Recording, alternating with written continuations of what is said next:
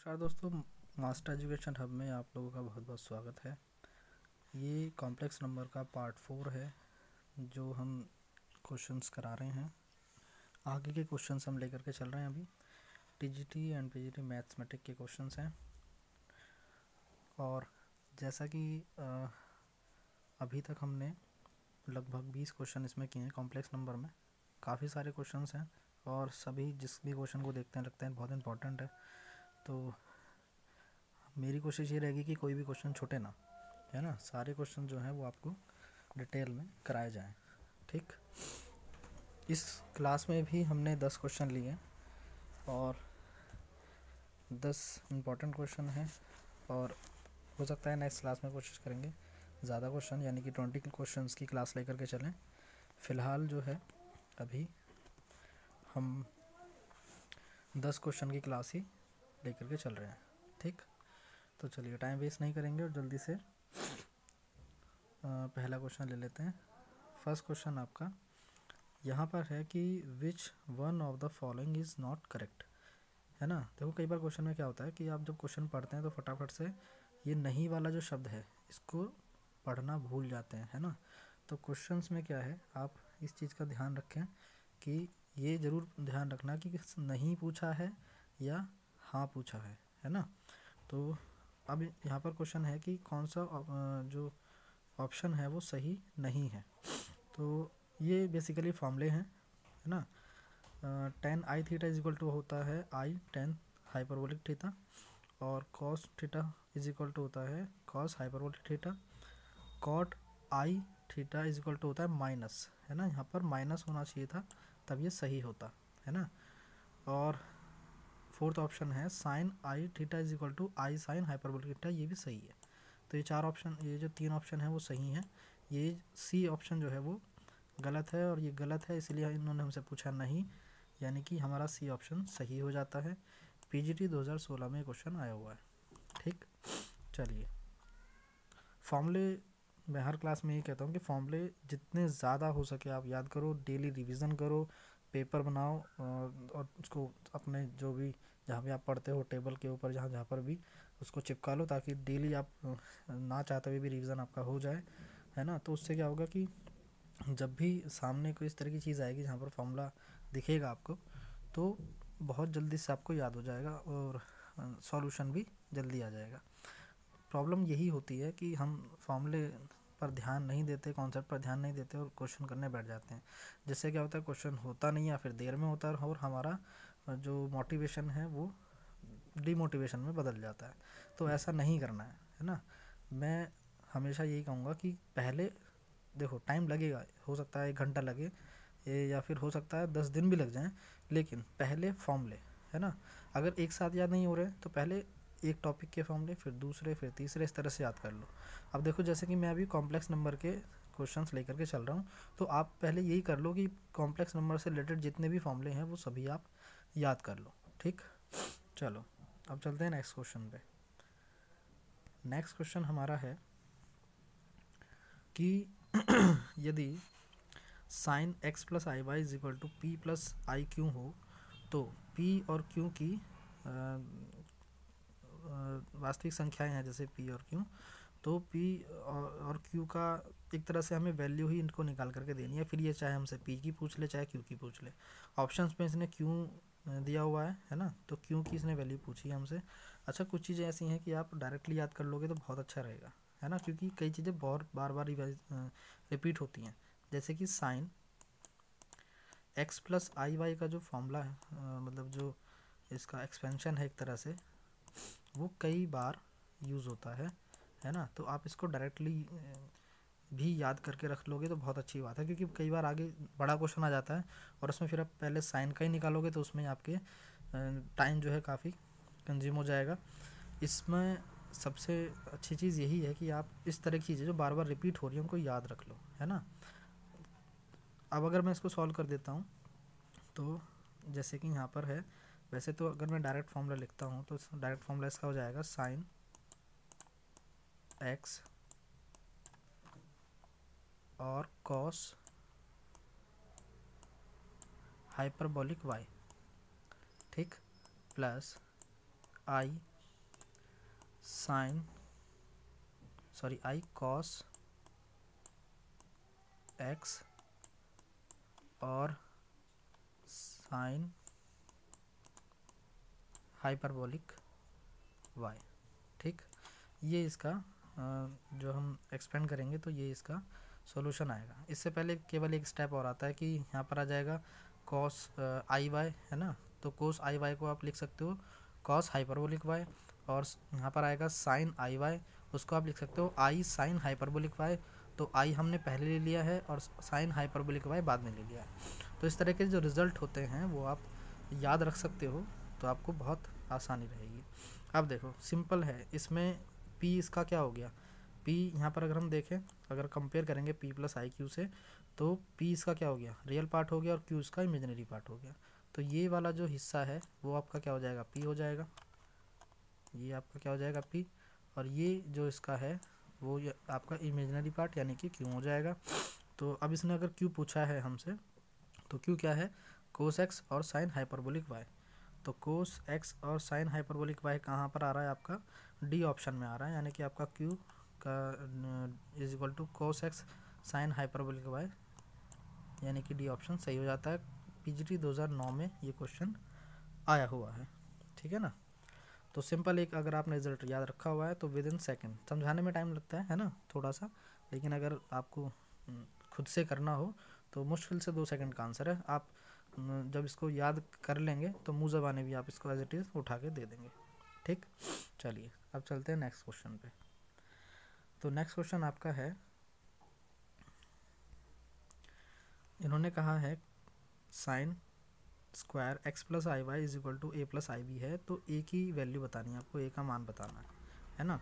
अब देखो पहले क्या था, sign x plus i Y था, लेकिन यहाँ पर क्या है sine square x plus i Y. कई बार गलती कर देते हैं पढ़ने में, तो ध्यान रखना कि स्क्वायर है या नहीं है ना, और फिर ऑप्शन में प्रॉब्लम हो जाती है, मतलब आंसर ही नहीं आएगा तो कैसे टिक करोगे। तो सिंपल सी बात है, टाइम लगता है थोड़ा सा, लेकिन क्वेश्चन को ज़रूर आप डिटेल में अच्छे से पढ़ लें कि कहाँ पर प्लस है, कहाँ माइनस है, कहाँ स्क्वायर है, कहाँ क्यूब है।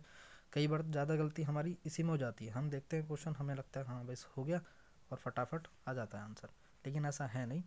तो हमें जो है अच्छे से पढ़ना होता है।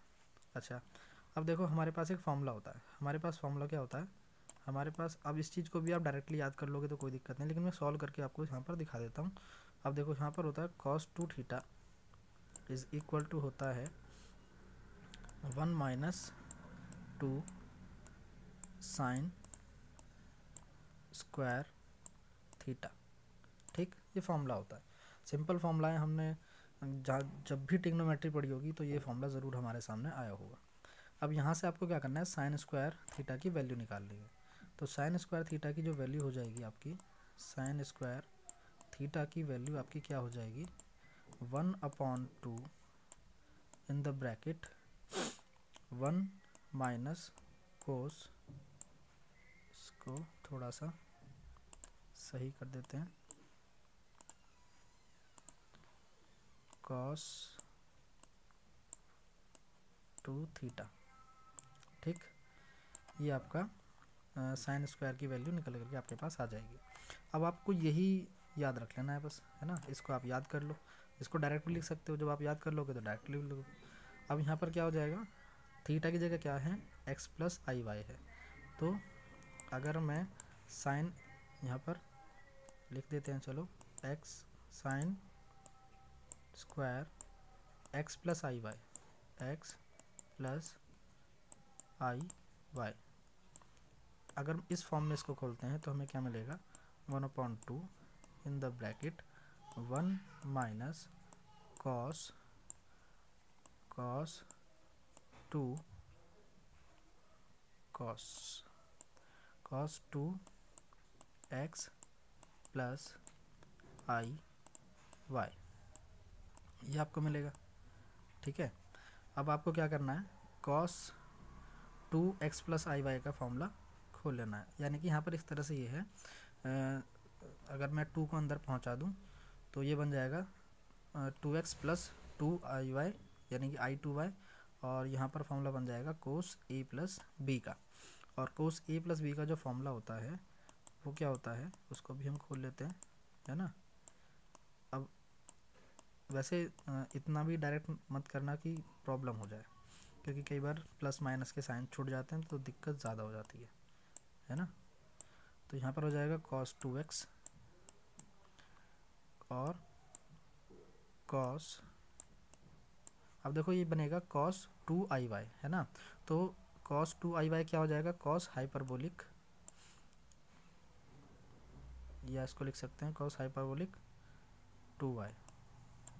ठीक, अब मैंने इस चीज़ को डायरेक्ट लिख दिया। हम फॉर्मूले में क्या बनाते, cos 2iy होता, हमने उसको डायरेक्ट लिख दिया cos हाइपरबोलिक 2y, है ना। आई हटता है तो हाइपरबोलिक लग जाता है ना, ये चीज़ है। और अगर प्लस वाला फॉर्मूला हम खोल रहे हैं तो यहाँ पर माइनस लगता है, इस चीज़ का भी आप ध्यान रखना। उसके बाद आपका आ जाएगा साइन 2x, साइन 2x, और यहाँ पर अब क्या आएगा, साइन आई वाई, क्या आएगा, सॉरी साइन 2iy। अब साइन 2iy आ रहा है तो हम इसको लिख सकते हैं i। अब i को भी हम पहले लिख लेते हैं i, और यहाँ पर हम लिख देते हैं साइन, इसको थोड़ा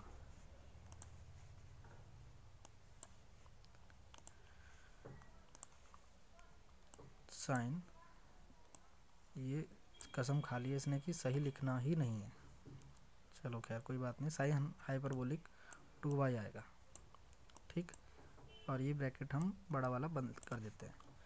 ठीक, चलो अब देखो, अब एक स्टेप और आपको लिखना है 1/2, अब क्या है यहाँ पर स्टार्टिंग में चल ही रहा है, और 1 माइनस, अब देखो केवल ये माइनस जो है वो अंदर चला जाएगा, और एज इट इज़ ये सारी चीज़ आ जाएगी, ये वाली चीज़ यहाँ आ जाएगी। ठीक, और यहाँ पर आ जाएगा प्लस, और उसके बाद आई के साथ ये सारी जो चीज़ है वो यहाँ पर आ जाएगी। मैं थोड़ा लिखने से बच रहा हूँ क्योंकि प्रॉब्लम ज़्यादा हो रही है लिखने में, है ना। दिख भी रहा है, कोई दिक्कत नहीं है। ठीक, तो ये वाली चीज़ यहाँ आ गई और ये वाली चीज़ यहाँ आ गई। अब इसने हमसे क्या पूछा है, ए की वैल्यू पूछी है। अब देखो ए की वैल्यू क्या आएगी, यहाँ से निकाल करके देखो, यहाँ से निकाल के देखेंगे अगर हम, तो ए में क्या आ जाएगा 1 माइनस ये पूरी चीज़, ये वाली पूरी चीज़ जो है ए बन जाएगी, है ना। देखो ए इज इक्वल टू क्या आ जाएगा यहाँ से, अब ए का पूछे तो ए का लिख सकते हो, और बी का पूछे तो बी का अगर पूछता है तो 1/2 पूरे ब्रैकेट में है ना, तो 1/2 इसके साथ भी आएगा। ठीक, या फिर आप इसको ऐसे भी मतलब 2 को साथ के साथ लेकर के चल सकते हो, कोई प्रॉब्लम नहीं है। तो यहाँ पर आएगा 1/2 in the bracket 1 minus cos 2x और cos हाइपरबोलिक 2y। ठीक, ये आपका क्या बन गया, ए की वैल्यू आ गई। इसी तरह से आप बी की निकालेंगे तो क्या बन जाएगा 1/2 साइन 2x और साइन हाइपरबोलिक 2y। सिंपल है। ठीक, चलिए, तो अगर मैं देखूं ऑप्शन में तो 1 माइनस cos 2x और cos हाइपरबोलिक 2y किस में आ रहा है, ये बी पार्ट में आ रहा है। ठीक है, तो हमारा बी ऑप्शन सही हो जाता है। टीजीटी 2016 में क्वेश्चन आया हुआ है, अच्छा क्वेश्चन है। चलिए नेक्स्ट क्वेश्चन पे चलते हैं। नेक्स्ट क्वेश्चन है क्वेश्चन नंबर 24। तो यहाँ पर है आपका, इन्होंने कहा है कि e की power sign x plus i Y इन्होंने दिया हुआ है, और a प्लस आई बी की वैल्यू पूछी है। ठीक है, अब देखो इसको करने के दो तरीके हैं। ठीक है, वैसे तो एक लॉन्ग मेथड एक शॉर्ट मेथड है, दोनों में से आप कुछ भी कर सकते हो। मैं फ़िलहाल शॉर्ट जो मेथड है इसका उससे आपको बता देता हूँ। तो इसका जो है आप ले लेंगे e sign x plus i Y. अभी देखो हमने sign x plus i y का एक्सपेंशन किया था, उसका जो रिज़ल्ट है वो आपको भी ध्यान में होगा भी, अगर नहीं है तो आप वीडियो बैक करके देख सकते हैं। ठीक है ना, इसीलिए मैं कहता हूँ कि आप उस कुछ रिज़ल्ट ऐसे हैं जिनको याद कर लेंगे तो आपको काफ़ी फ़ायदा होगा। तो a प्लस आई भी हो गया यहाँ से। अब देखो हम क्या कर रहे हैं, हम यहाँ से एक तरह से अगर इसको सॉल्व करेंगे आप, या तो आप ऐसे कर लो कि लॉग ले लो दोनों तरफ, लॉग लोगे तो लॉग से ई कैंसिल हो जाएगा और यहाँ पर आ जाएगा, और यहाँ से अगर sine x plus i y बच जाएगा, और यहाँ पे आपका आ जाएगा log a plus i b. ठीक, तो यहाँ से आपका आ जाएगा sine x plus i y is equal to log a plus i B.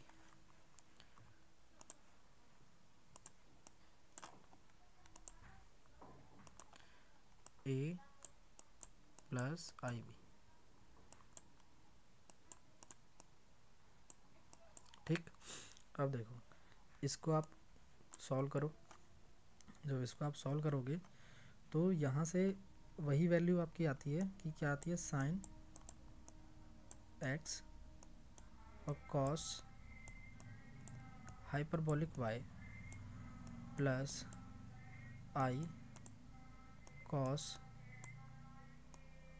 X और साइन हाइपरबोलिक वाई। ठीक है ना।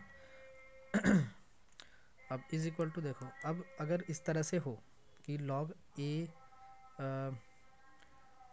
इन्होंने क्वेश्चन में हमसे under root a square plus b square की वैल्यू पूछी है।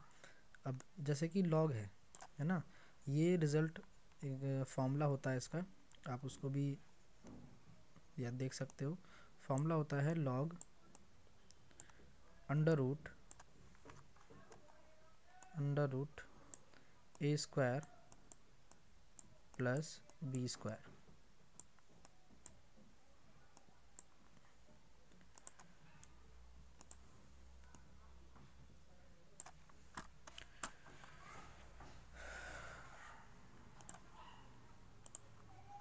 A square plus b square. ठीक, और फिर होता है आपका plus i tan inverse b upon ए। ठीक, तो अगर हमें log a plus i b का रिजल्ट निकालना हो, यानी कि इसका रियल और इमेजिनरी पार्ट निकालना हो, तो हमें मिलता है log under root a square plus b square. इसका क्या होता है, रियल पार्ट होता है, रियल पार्ट।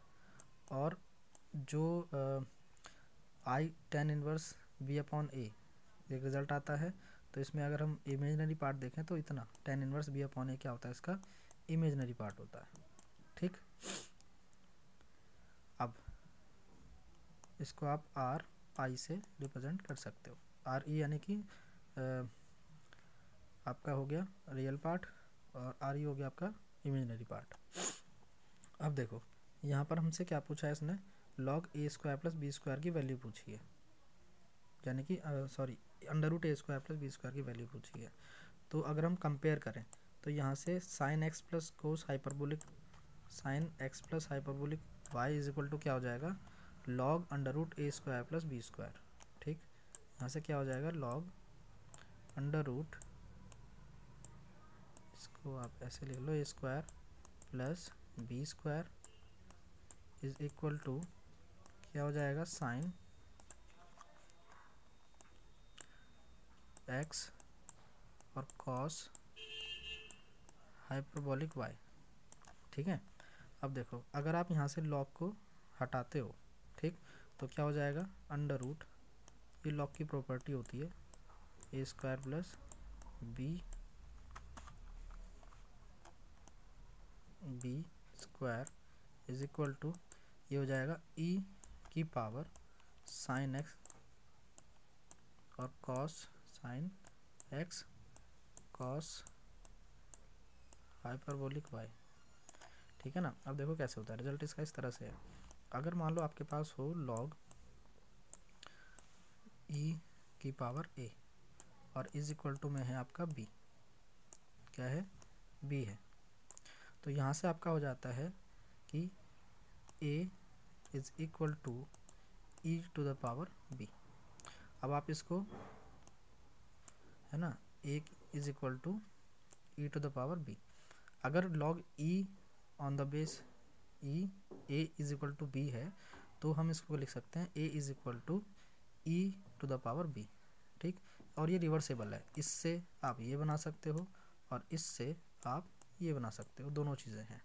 तो इस रिजल्ट का इस्तेमाल करते हुए यहाँ पर देखो क्या था, a की जगह क्या था, under root a square plus b square था, और b की जगह क्या था, साइन एक्स और कॉस हाइपरबोलिक y था। तो हमने उसको इस रूप में कन्वर्ट कर दिया, यानी कि under root a square plus b square की वैल्यू क्या हो जाएगी, यहाँ पर देखो कहाँ से मैच हो रहा है, आपका ए ऑप्शन मैच हो रहा है, e to the power sine x और कॉस हाइपरबोलिक वाई। अब ये क्वेश्चन जो है आपका पीजीटी 2016 में आया हुआ है, ठीक। चलिए नेक्स्ट क्वेश्चन पे चलते हैं, क्वेश्चन नंबर 25। अब देखो यहाँ पर क्या है इन्होंने सिंपली हमसे एक चीज़ पूछी है कि लॉग माइनस आई की वैल्यू बता दो। अब हम एक चीज़ जानते हैं कि minus i is equal to हम क्या लिख सकते हैं, minus i is equal to हम लिख सकते हैं कॉस, इसको अगर मैं थोड़ा और सिंपल करूं, है ना, इसको थोड़ा और ताकि समझने में आसानी हो, इसको आप ऐसे लिख सकते हो। देखो माइनस आई की जगह क्या है, माइनस आई की मतलब है 0 माइनस आई, है ना, 0 माइनस आई है। अब 0 कब आता है, अगर मैं कॉस के रेशो देखूं तो 0 कब आएगा, 0 आएगा कॉस पाई बाई 2 पर। कॉस पाई बाई 2 की वैल्यू क्या होती है, 0 होती है। अच्छा अब -1 है और आई है, अब -1 कब आता है, मतलब ये माइनस तो इसमें है ही, तो अब यहाँ पर 1 है एक तरह से देखो, तो 1 कब आता है, आई को एज इट इज रहने दो, 1 कब आता है, 1 आता है साइन पाई बाई 2 पर, ठीक है ना। देखो 0 क्या है, कॉस पाई बाई 2 है, minus i as it is रहा। अब इसके इंटू में क्या था, इसके इंटू में 1 था, और 1 कब आएगा, जब हम साइन पाई बाई 2 लेंगे, सिंपल सी बात है। अब इसको हम क्या लिख सकते हैं, इसको हम लिख सकते हैं, इसको आप माइनस आई रखो इधर, और इसको लिख सकते हैं ई की पावर, ये फॉर्मूला है ना, फॉर्मूला माइनस पाई बाई 2 आई, क्या है, माइनस पाई बाई 2 आई। तो यहाँ तक की बात तो ठीक है, ठीक। अब देखो एक चीज़ होती है इन जनरल, इन जनरल का मतलब है कि ये जो माइनस आई है ऐसा नहीं है कि केवल पाई बाई 2 पर ही आई, भाई ये तो कई जगह पर आ सकता है ना, और भी तो ऐसे बहुत सारे रेशो होंगे जहाँ पर जो आई है वो माइनस का आ जाए, इस तरह से भाई कोस का ऐसा बहुत सारे रेशो होंगे जहाँ पर 0 आएगा, और साइन के लिए भी ऐसा हो सकता है जहाँ पर -1 आ जाए। तो उस चीज़ को कवर अप करने के लिए हम एक जनरल फॉर्म लिखते हैं, है ना, क्या लिखते हैं, एक जनरल फॉर्म लिखते हैं, जनरल फॉर्म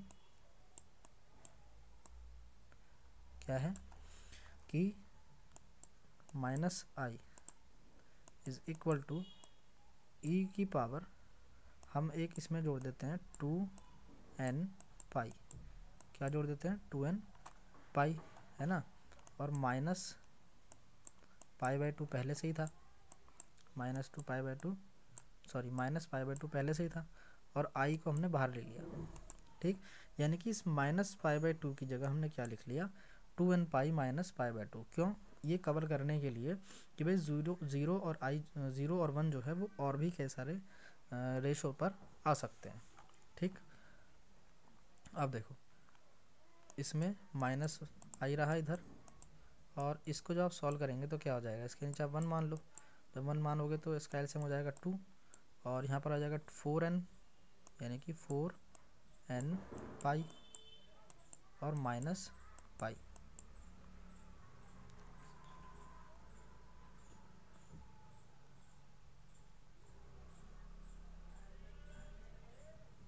आ गया, और पूरा ब्रैकेट बंद करके यहाँ पर है आई, ये ई की पावर में है सब कुछ, ठीक है ना। और इसको आप लिख सकते हो, मतलब पाई को आप कॉमन भी ले सकते हो, तो ई की पावर आई पाई बाहर ले लो, है ना, पाई आई हमने बाहर ले लिया, और अंदर क्या बचेगा, अंदर बचेगा 4n माइनस 1/2, ये बच गया। ठीक, अब दोनों तरफ लॉग ले लो, क्योंकि हमें क्या करना है, हमें तो लॉग माइनस आई की वैल्यू निकालनी है ना, तो लॉग लेना पड़ेगा। अगर केवल माइनस आई की कह रहा होता तो इतना हो जाता, काम चल जाता, लेकिन ये क्या कह रहा है, माइनस लॉग माइनस आई की वैल्यू कह रहा है, तो दोनों तरफ लॉग लेना पड़ेगा। अब जब देखो दोनों तरफ लॉग आप लोगे तो ई जो है वो ख़त्म हो जाएगा यहाँ से, है ना, यानी कि आप ऐसा समझो कि लॉग ई ऑन बेस ई, अगर लॉग ई और बेस ई है तो ये कितना होता है, ये 1 होता है ना, ये भी एक फॉर्मूला है, इसको भी आप याद रखेंगे। ठीक है, या फिर अगर रेशो बराबर है, ए है यहाँ पर भी ए है, अगर 2 है यहाँ पर भी 2 है, तब भी 1 होगा। ठीक, चलो, तो यहाँ पर ई अगर ख़त्म हो जाएगा तो यहाँ से आपको क्या मिलेगा, पाई आई और 4n माइनस 1/2।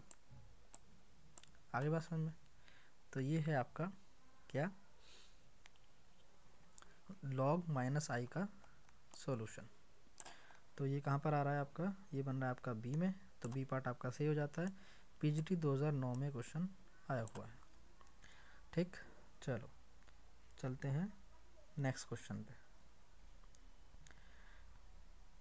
Question number 26। अब देखो फिर से वही चीज़ आ गई कि sign x plus i Y, है ना, मैंने बताया था कि sign x plus i y का काफ़ी जगह यूज़ हो रखा है, तो इसको इस रिजल्ट को आप जितना हो सके याद रखें, उतना ही आपके लिए अच्छा होगा, बेहतर होगा। अब दूसरी बात यहाँ पर आ रहा है लॉग।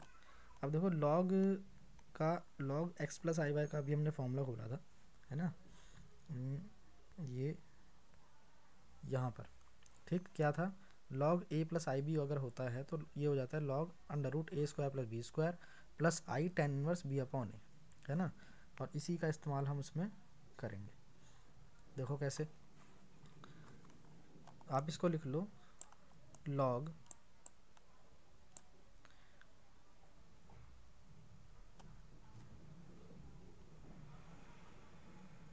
अब देखो यहाँ पर पहले आप साइन का फॉर्मूला खोल लो। ठीक, तो साइन का हमने जब ये याद किया था, क्या था वो, sine x cos hyperbolic y और plus i cos x sine hyperbolic y, ये अभी हमने याद किया था, है ना। अब देखो क्या फॉर्म बन गई, ये ए प्लस आई बी की फॉर्म बन गई ना, तो यहाँ से जब फॉर्मूला खुलेगा तो क्या बनेगा, ये बन जाएगा log under root a square, यानी कि साइन स्क्वायर एक्स और कॉस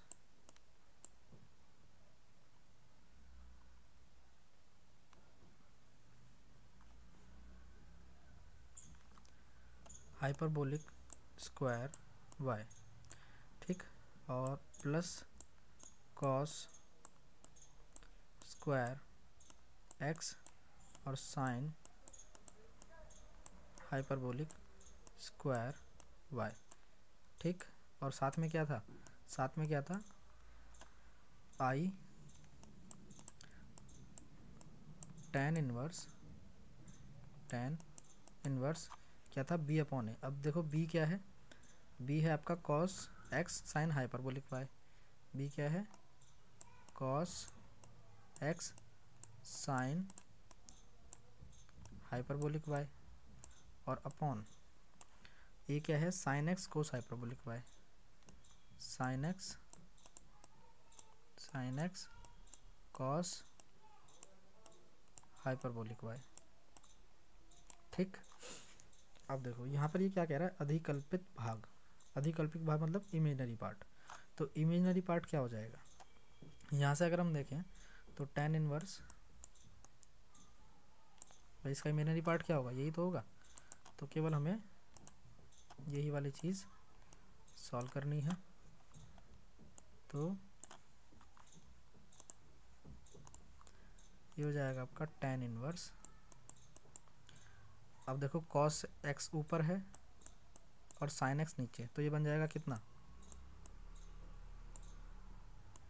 cot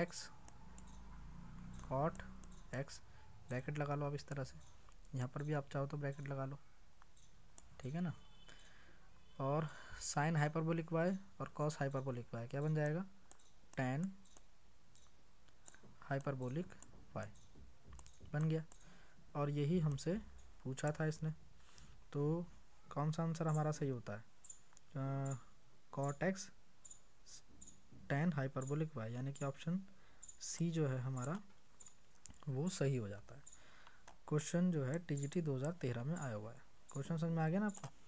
देखो पहली बात तो इसमें दो चीज़ें हैं, एक तो ये कि sign x plus i y का आप डायरेक्ट रिजल्ट याद करेंगे तो बहुत अच्छी बात है, टाइम बचेगा आपका। तो डायरेक्ट रिजल्ट क्या होता है, sine x plus i y का sine x cos hyperbolic y plus i cos x sine hyperbolic y। उसके बाद log a plus i b का अगर हम एक्सपेंशन करते हैं तो हमें क्या मिलता है, log a square plus b square plus i tan inverse b upon a. अब देखो बी क्या है इसमें, ये था बी क्या था इसमें, cos x hyperbolic sine hyperbolic y, और ए था आपका sine x cos hyperbolic y. उसको हमने यहाँ पर लिख लिया और जब उसको थोड़ा सॉल्व किया तो हमें मिला cot x tan hyperbolic y. Question easy है ना, कोई इसमें प्रॉब्लम नहीं होनी चाहिए मेरे ख्याल से। चलो अब चलते हैं नेक्स्ट क्वेश्चन पे।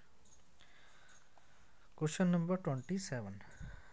यहाँ पर क्वेश्चन में थोड़ा सा ऑप्शन नहीं है तो ऑप्शन में लिख देता हूँ। देखो पहला ऑप्शन है, इन्होंने कहा है कि अगर इस तरह है mod z minus 3 upon z plus 3 equal to 2 है तो ये क्या व्यक्त करता है, यानी कि क्या दिखाता है।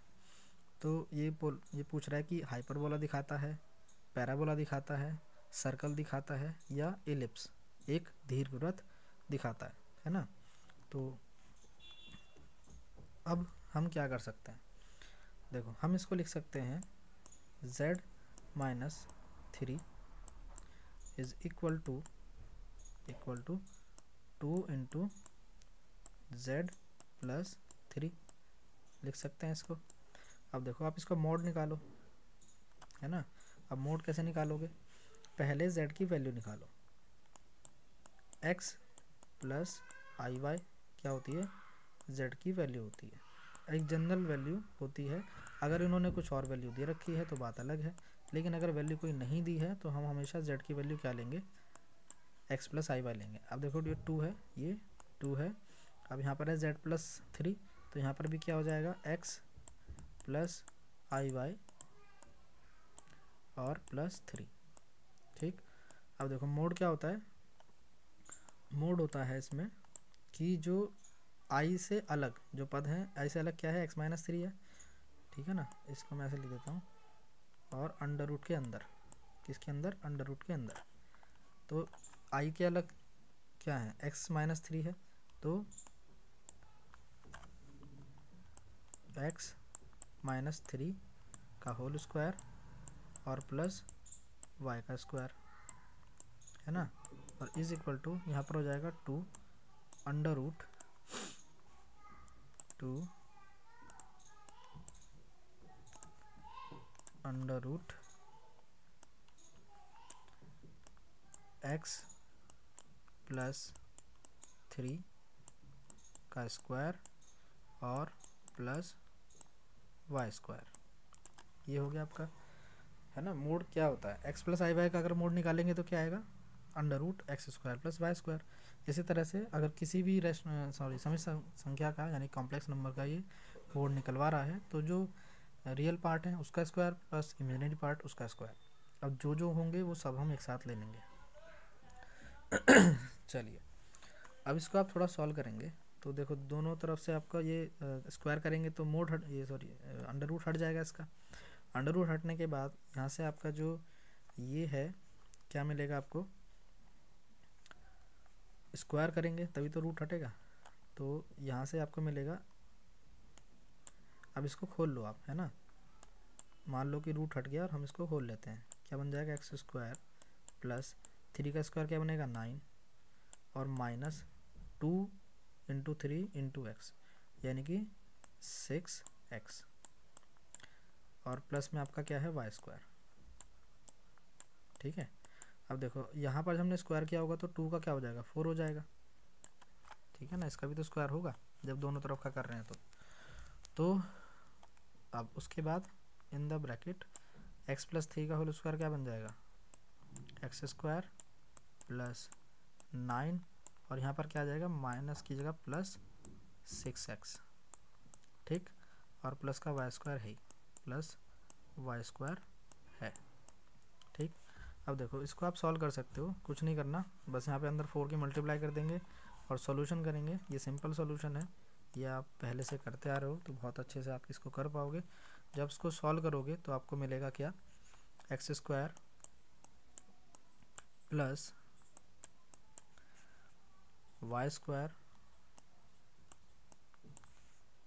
प्लस 10x प्लस 10x है ना। सॉल्यूशन करने में मुझे कोई प्रॉब्लम नहीं है, लेकिन केवल आपका टाइम वेस्ट होगा और कुछ नहीं। अभी इतना आप करो, अगर नहीं होता है तो फिर आप कमेंट में कर देना, मैं इसका सॉल्यूशन नेक्स्ट क्लास में बता दूंगा आपको, है ना। वैसे कुछ है नहीं, आप करोगे तो यहाँ से आपका 4x स्क्वायर और यहाँ पर 9 चौक 36 और 24x प्लस 4y स्क्वायर हो जाएगा, है ना। फिर आप माइनस करोगे यहाँ पर 3x स्क्वायर बच जाएगा और यहाँ पर क्या था 36 में से आप 9 माइनस करोगे तो आपका जो है 27 बच जाएगा। ठीक, उसके बाद आपका ये 6x है और यहाँ पर क्या था 6 चौक 24x है। ठीक, तो ये यहाँ पर माइनस है तो इधर जा करके प्लस का हो जाएगा यानी कि 24x हो जाएगा, वो 30x हो जाएगा, 6 जुड़ जाएगा जब। और ये वाई स्क्वायर है तो यहाँ पर 3y स्क्वायर बच जाएगा। ठीक, और फिर जब आप सब में से कॉमन लेंगे तो आपके पास ये बच जाएगा। अब देखो ये क्या है, मेन चीज़ ये है कि हमें ये एक इक्वेशन निकालनी है और ये देखना है कि क्या बनाता है। ये बनाता है एक सर्कल, ठीक है ना। ये एक फॉर्म है x square plus y square plus 2gx plus 2fy plus c is equal to 0। ये क्या होती है, ये एक सर्कल की इक्वेशन होती है ना। स्टैंडर्ड फॉर्म क्या होती है इसकी, x square plus y square, अब देखो इसमें लिखने में टाइम लगेगा, Y square plus 2gx plus 2fy और plus c is equal to 0। ठीक, ये होता है। अब कई बार देखो ये कह सकता है कि जो सर्कल बना है, ये कई बार क्वेश्चन में ये भी कह सकते हो, जो सर्कल बना है उसके रेडियस और सेंटर बताओ, है ना। तो सेंटर क्या हो जाएंगे minus g comma minus f, sorry minus 2g comma minus 2f, ये इसके क्या हो जाते हैं सेंटर हो जाते हैं। ठीक है, और इसका जो रेडियस हो जाता है, रेडियस का फॉर्मूला होता है इसका under root g square plus f square minus c, ये इसका क्या हो जाता है रेडियस हो जाता है। हालांकि इतना पूछता है तो अच्छी बात है, अभी तो नहीं पूछेगा, लेकिन जब आप कोऑर्डिनेट करोगे तो उसमें बहुत कुछ पूछेगा, तो फिलहाल जो है कर सकते हो। ठीक, अब देखो इसका स्टैंडर्ड फॉर्म ये बन गया, तो इसका मतलब क्या है, ये एक सर्कल है। सर्कल आपका ऑप्शन सी है, ठीक है ना, ऑप्शन सी आपका सर्कल दिया हुआ है तो वो आपका सही हो जाएगा। और ये आपका UPPSC LD ग्रेड परीक्षा 2018 में क्वेश्चन पूछा गया। ठीक, चलो आगे चलते हैं। क्वेश्चन नंबर 28, छोटा सा क्वेश्चन है लेकिन इंपॉर्टेंट क्वेश्चन है। क्वेश्चन जो है PGT 2013 में आया हुआ है। ठीक, अच्छा कई बार TGT वाले जो TGT की तैयारी कर रहे हैं वो सोचते होंगे कि हम PGT के क्वेश्चन क्यों पढ़ें। देखो पढ़ने में कोई बुराई नहीं है, नॉलेज जितनी हो जाए उतना अच्छा है। अब अगर ये कहें कि भाई हमारे सिलेबस में नहीं है तो ऐसा बिल्कुल नहीं है। कई बार आप देखोगे कि PGT के क्वेश्चन TGT में आए हुए हैं और TGT के क्वेश्चन PGT में आए हुए हैं, तो PGT वाले TGT और TGT वाले PGT के क्वेश्चन ज़रूर करें, क्योंकि कहीं ना कहीं ऐसा हो सकता है अगर रिपीटेशन होती है, मान लो PGT का क्वेश्चन रिपीट हो गया तो आपको फ़ायदा ही होगा कि आपने क्वेश्चन किया हुआ है ना। तो ये मत सोचना कि मैं PGT के क्वेश्चन क्यों करूँ अगर मैं TGT की तैयारी कर रहा हूँ। तो आपकी पढ़ाई यानी कि आपकी जो सरकमफेरेंस है स्टडी का वो कम हो जाता है, वो नहीं कम करना है, वो ज़्यादा करना है, बढ़ाना है मतलब। वैसे ही हम थोड़ा कम कर लेते हैं अपने आप में सिलेबस को कि भाई ये चीज़ मुश्किल है, ये चीज़ आसान है। कुछ को कोऑर्डिनेट अच्छा लगता है, कुछ को कैलकुलस अच्छा लगता है, कुछ को अलजेब्रा अच्छा लगता है ना। तो ये सब चीज़ें नहीं करनी है, पढ़ना सब कुछ है ना, क्योंकि सिलेबस सेम है और पढ़ने में कोई बुराई नहीं है, प्रैक्टिस होती है अच्छे से। ठीक है, चलो। तो पीजीटी 2013 में क्वेश्चन आया हुआ है। अब ये कह रहा था real part of the principal value of two the power minus i. ये क्या है? 2 to the power minus i, ये है। अब देखो इसको हम क्या कर लेते हैं, z के इक्वल ले लेते हैं, ये z है। अब देखो z में और 2 में कन्फ्यूज़न हो जाएगी थोड़ी, है ना, लिखने में देखो समस्या है, इसलिए मैं कई चीज़ बार बार रिपीट करता हूँ चीज़ों को ताकि दिक्कत ना हो, है ना। तो ये 2 है, इसको ऐसे लिख देते हैं, 2 की power minus i is equal to z. ठीक, हमने मान लिया कि z के इक्वल है, क्योंकि क्या है, एक कॉम्प्लेक्स नंबर है और कॉम्प्लेक्स नंबर क्या होता है, z होता है, इसलिए हमने मान लिया।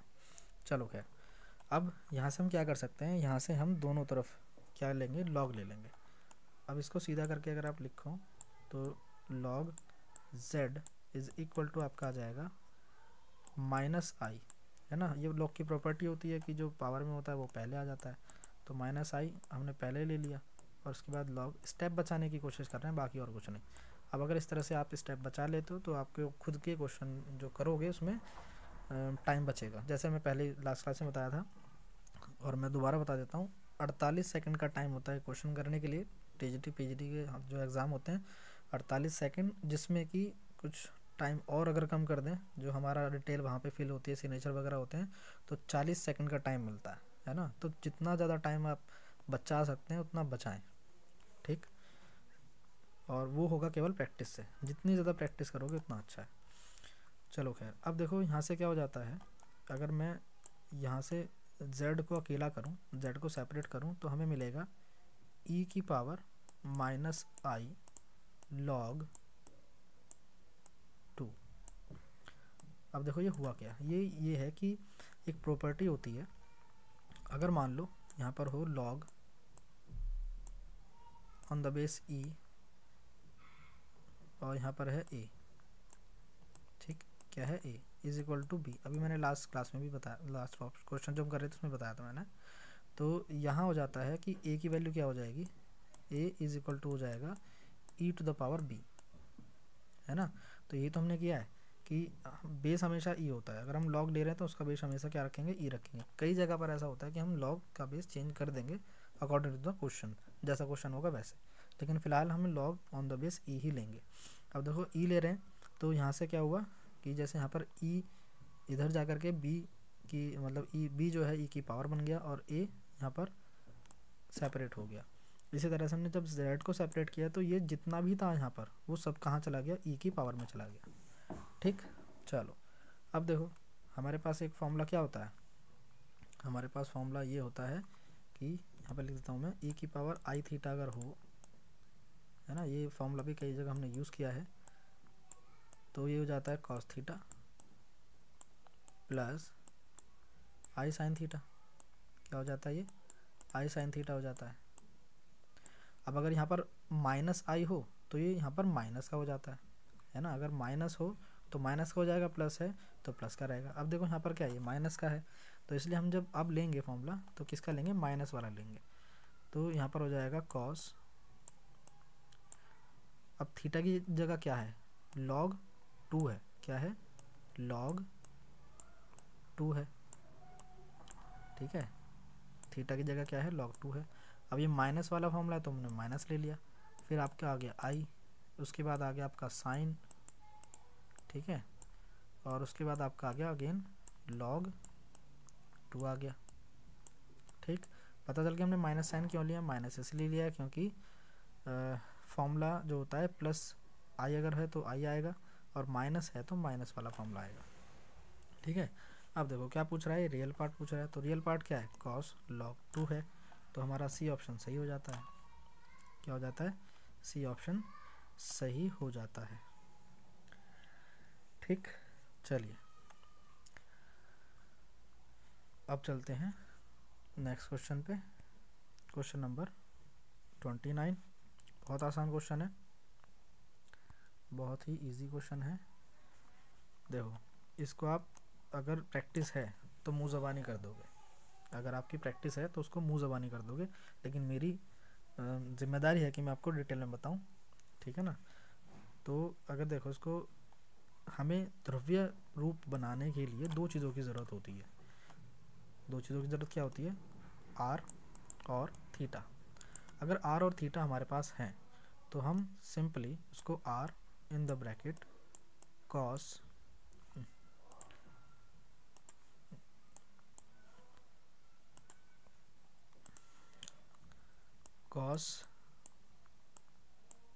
Theta plus i sine theta के रूप में लिख देते हैं।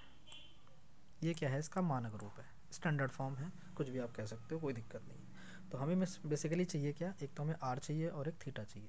अब आर कैसे मिलता है? आर हमें मिलता है, ये आप ऐसे मान के चलो कि मॉड जेड है। आर क्या है? Mod Z. मॉड जेड का मतलब क्या हो गया? अंडर रूट ए स्क्वायर, यानी कि जो ए की जगह 1 है रियल पार्ट और इसका जो इमेजिनरी पार्ट आएगा। अब देखो यहाँ पर क्या है, आई तो है नहीं, तो आई बनाने के लिए हमें क्या करना पड़ेगा? -1 लिखा हमने, इसको भी लिख लेते हैं। ये कई बार अपनी मर्ज़ी से चलना शुरू कर देता है और यही समस्या मेरा सरदर्द बनी हुई है। चलो खैर कोई नहीं, आपके लिए इतना तो झेल ही लेंगे। अब देखो ये है माइनस, क्वेश्चन में ही है।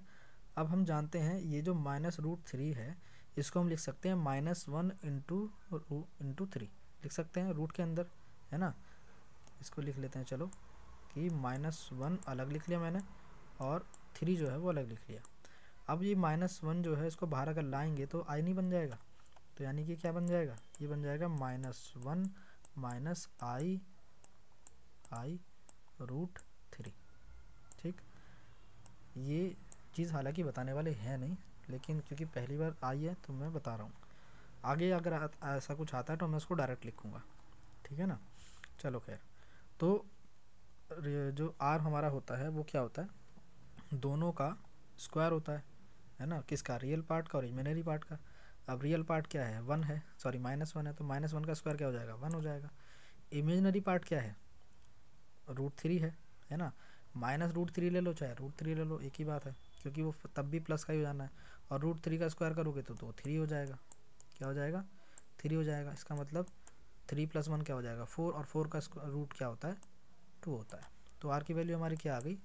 2 आ गई, ठीक है ना। अब बात आती है थीटा की बात आती है। अब देखो इसके अगर मैं कोऑर्डिनेट देखूं, कोऑर्डिनेट क्या है, यानी कि एक्स और वाई जो हैं वो क्या है? वो -1 और -√3 है, दोनों माइनस में है। इसका मतलब क्या है? अगर मैं कोऑर्डिनेट की बात करूं तो यहाँ पर दोनों प्लस होते हैं, यहाँ पर x माइनस होता है और y प्लस होता है, और यहाँ पर x और y दोनों माइनस होते हैं। और यानी कि फर्स्ट में दोनों प्लस, सेकंड में x minus y plus, third में दोनों के माइनस, और फोर्थ में y माइनस का होता है और x प्लस का होता है। अब यहाँ पर क्या है? दोनों माइनस में है, तो इसका मतलब ये आपके थर्ड क्वाड्रेंट में एग्जिस्ट करेंगे, ठीक। अब थर्ड क्वाड्रेंट में हमारा जो थीटा होता है, थर्ड क्वाड्रेंट में, वो क्या होता है?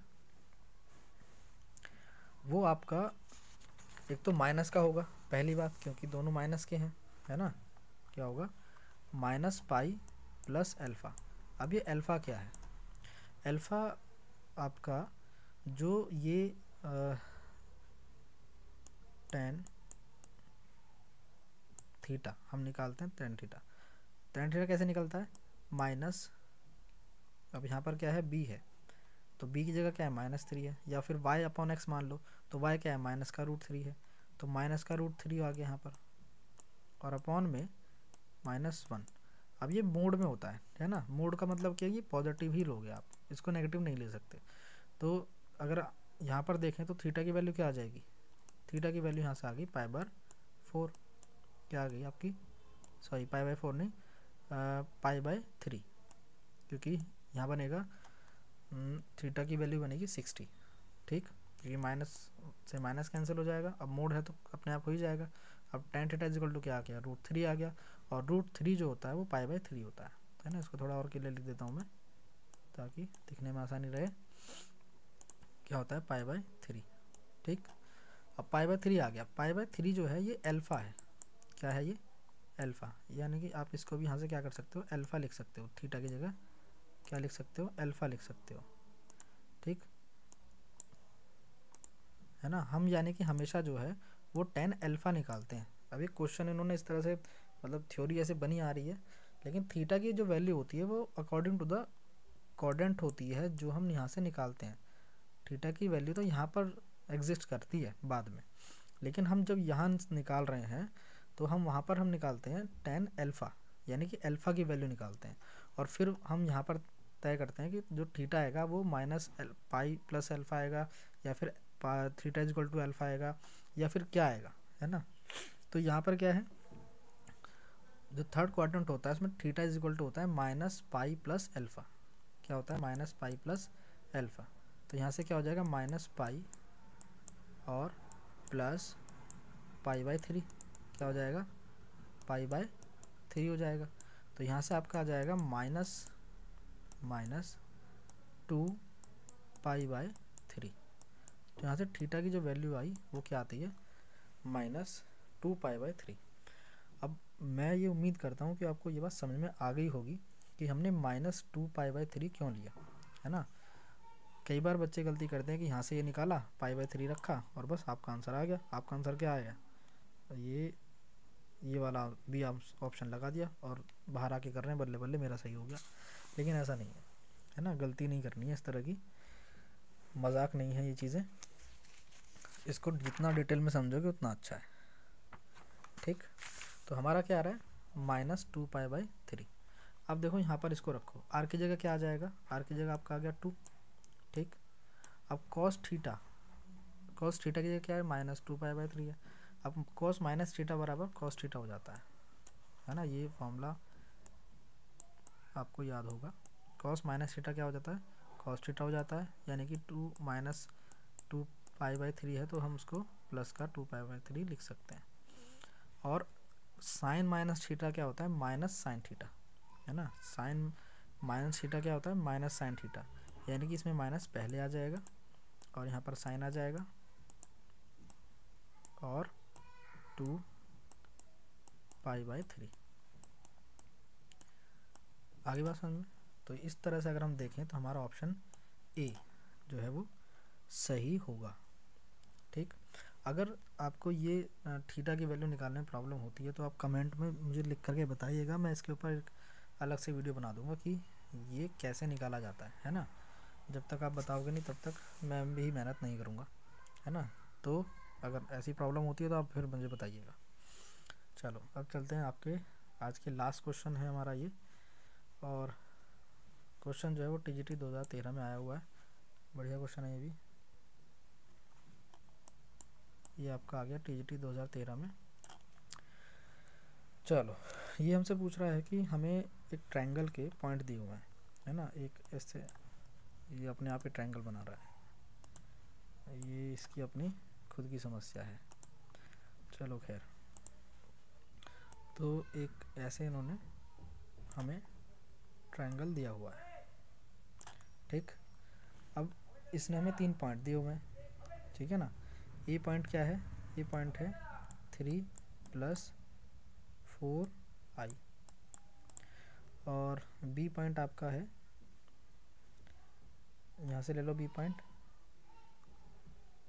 8 - 6i, और जो आपका सी पॉइंट है वो क्या है आपका 13 + 9i, ये आ गया। तो उन्होंने 3 पॉइंट हमें दिया और पूछा है कि ये जो ट्रायंगल बनता है इन तीनों पॉइंट्स को मिला करके वो किस प्रकार का ट्रायंगल बनेगा, है ना। ये हमसे ये पूछ रहा है। अब ये कैसे पता चलेगा, देखो सिंपल सी बात है। अगर हमें ये तीनों भुजाएं पता चल जाएं, इनकी जो लेंथ है वो मालूम चल जाए, तो हम उनके बीच में पाइथागोरस रिलेशन लगा करके देख लेंगे कि अगर वो जो तीनों साइड्स हैं वो इक्वल हैं या नहीं है, और अगर कोई एक साइड यानी कि जो इसका ये जो हमारा कर्ण होता है वो लंब और आधार के बराबर है या नहीं है ना। तो इस तरह से हम इसको निकालेंगे। चलो खैर देखते हैं। तो अब बात आती है कि इन दोनों के बीच की डिस्टेंस आप कैसे निकालोगे। अब अगर देखें तो इसका क्या मतलब होगा, इसका मतलब होता है कि ये दो पॉइंट हैं जिसमें कि पहला पॉइंट 8 है और दूसरा पॉइंट -6 है। इसी तरह से अगर मैं यहाँ पर देखूँ तो इसका मतलब हो जाता है कि इसमें दो पॉइंट हैं जिसमें कि पहला पॉइंट 13 है और दूसरा पॉइंट 9 है। और यहाँ पर भी अगर हम देखें तो यहाँ पर हमें मिलेगा कि पहला पॉइंट 3 है और दूसरा पॉइंट 4 है। अब हमें अगर 3 पॉइंट मिल रहे हैं तो हम दो पॉइंट के बीच की दूरी निकाल सकते हैं, है ना। दो पॉइंट्स के बीच की दूरी निकाल सकते हैं। फॉर्मूला क्या होता है ना। देखो अगर मैं पहले इसको आप बी ले लो और इसको ए ले लो और इसको सी ले लो।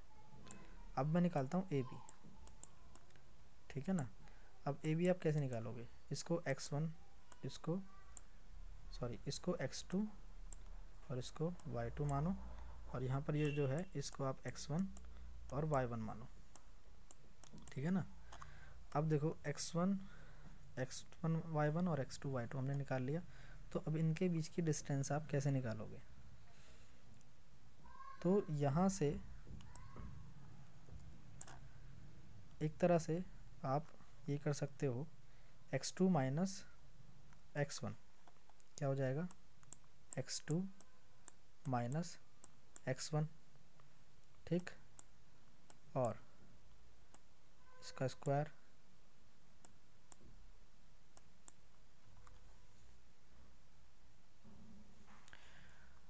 x2 माइनस x1 का स्क्वायर और फिर प्लस y2 माइनस y1 का स्क्वायर, और ये पूरा किस पे है, अंडर रूट के अंदर है, ठीक है। तो अब अगर इसको यहाँ पर हम x2 की वैल्यू रखें, x2 की वैल्यू क्या है, 8 है, तो यहाँ पर क्या हो जाएगा 8 माइनस x1 की वैल्यू क्या है, 3 है, तो यहाँ पर हो जाएगा 3 का स्क्वायर प्लस अंडर रूट मतलब ये ब्रैकेट, y2 क्या है -6 6 और y1 क्या है 4 है, तो ये आ गया 4 और इसका स्क्वायर, ब्रैकेट पूरा है ये, ठीक।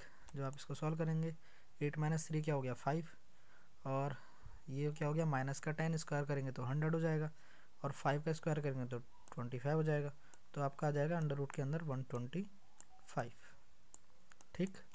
ये डिस्टेंस कौन से निकली है, ए बी की, ए बी बोल दो या फिर बी ए बोल दो, एक ही बात है। अब इसी तरह से आप ए सी डिस्टेंस निकालो, ठीक है ना। जो आप ए सी डिस्टेंस निकालोगे, ए सी डिस्टेंस निकालोगे तो आपको मिलेगा अंडर रूट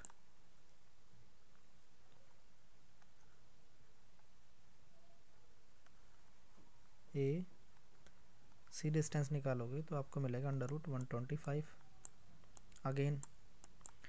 और जब आप बी सी डिस्टेंस निकालोगे, ये समस्या मेरी समझ से बाहर है कि ये जो है अपने आप कार्यरत क्यों हो जाता है, आज्ञाकारी नहीं है ये। चलो खैर, b c is equal to ये आपका मिलेगा अंडर रूट 250। अब ये ऐसा नहीं मैंने डायरेक्ट लिख दिए, ये निकाले हैं, मतलब निकाले इन द सेंस कि जब आप इसको इसी फॉर्मूले में रखोगे तो आपके यही आंसर आएंगे। भाई देखो बी और सी वाले पॉइंट निकालोगे आप इसी तरह से, है ना। फिर उसके बाद आप ए और सी वाले निकालोगे तो आपके तीनों वैल्यू मिल जाएंगी। ये क्या हो गई, ए बी, ए सी और बी सी। अब देखो बी सी क्या है, ये वाली भुजा, बी सी क्या है, ये वाली भुजा। अब यहाँ पर अगर मैं देखूँ ये इसका क्या मतलब है, इसका मतलब ये हो गया कि ये दोगुनी है ना भाई। 250 क्या है, दोगुना है किसके, 125 और 125। इस तरह से अगर देखा जाए या फिर आप ऐसे कर लो कि बी सी का स्क्वायर बराबर होगा ए सी का स्क्वायर प्लस ए बी का स्क्वायर। अगर ये बराबर आता है तो इसका मतलब ये पाइथागोरस थ्योरम को फॉलो करता है, और अगर ये पाइथागोरस थ्योरम को फॉलो करता है तो इसका मतलब ये एक राइट एंगल होगा।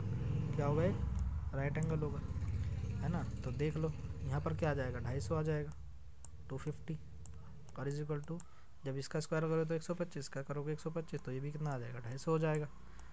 और ये दोनों बात आपकी सही है, तो इसका मतलब हमारा जो बी ऑप्शन है वो सही हो जाता है।